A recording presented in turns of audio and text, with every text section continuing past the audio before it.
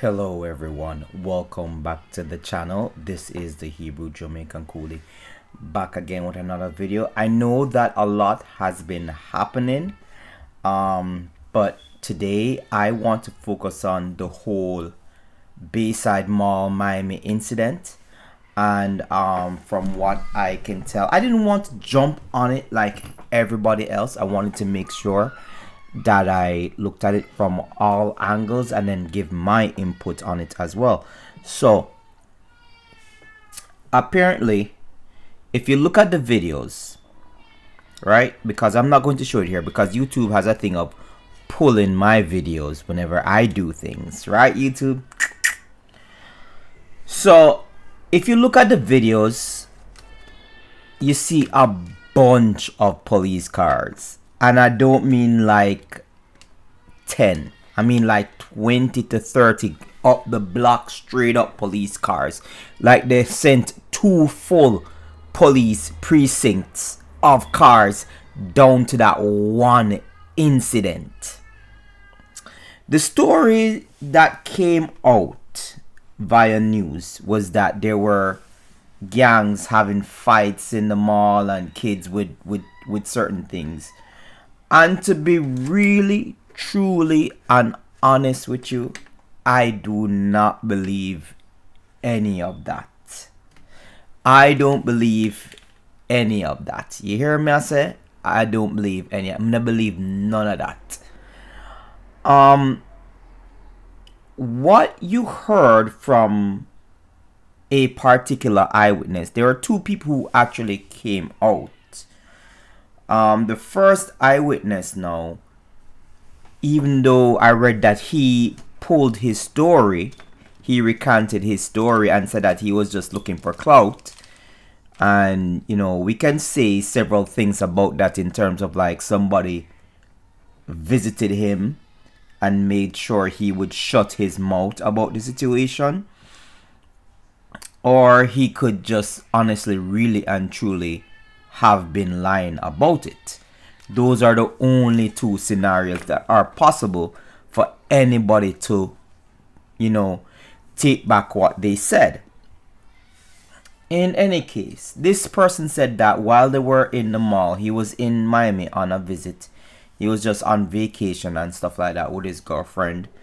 And they heard some screaming and they saw people running. Even old people, he said, was like running as fast as they could. And he was saying that there were like gunshots, as because he and his girlfriend decided to run with the crowd and not like investigate. But he said that every time he looked back, this is what he saw. He said he saw a creature that was basically translucent and kind of like a vapor type of creature standing up to 10 feet. And he said that basically they didn't look like they had hands. They just looked like they had limbs, just straight limbs, no fingers, no hands, no fingers, just straight limbs and straight legs, no toes. And he said that these creatures basically were like kind of disappearing and reappearing and getting closer and closer to them. And he was saying that, you know, practically there were people who were, you know, busting shot in the place, like, you know, trying to shoot at the creatures. Now, here's my two piece about it. Here, I honestly, really and truly believe that, you know, it is more than meets the eye. It could be several situations. And the first one I want to say is that I believe that it is what a lot of us think it is. You understand? If you read Genesis and you find out what happened in Genesis, and a lot of you know what I'm talking about. These creatures existed in Genesis. These creatures of lore, people didn't just write out of their vivid imagination. They actually wrote what they saw. And that was for most of humanity at that point in time, writing about what you actually saw and experienced. Now, it's a different thing for us today because we haven't really and truly experienced anything like that. And we're always trying to look behind the veil to see what's out there. I do believe that basically this thing is, you know, these are Nephilim. I know I paused, but I really, I do believe that these are them.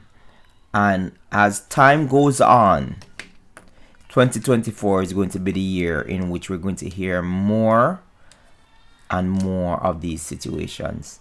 And then the government itself, because of the frequency and intensity by which these things are happening, they will not be able to continue to hide these things. They won't be able to basically say, we are lying, we're making this stuff up, these things don't exist, etc. They're basically going to come out, do a service announcement, an emergency service announcement, and say, this is happening, take shelter, or blah blah blah blah, blah blah blah blah blah. So I think the only message I have for you people is that we should start preparing. And you know what I mean when I say prepare. Don't just stock up on food alone. Stock up on armaments, things that you can use to protect yourself, protect your family. And it's not just in a firearm. Have, swords. Have things that can like really protect you if you don't believe in owning a firearm. Anyway, that was just my 2 cents. I don't want to get into it too deep. This is the Hebrew Jamaican Coolie Piece. I'm out.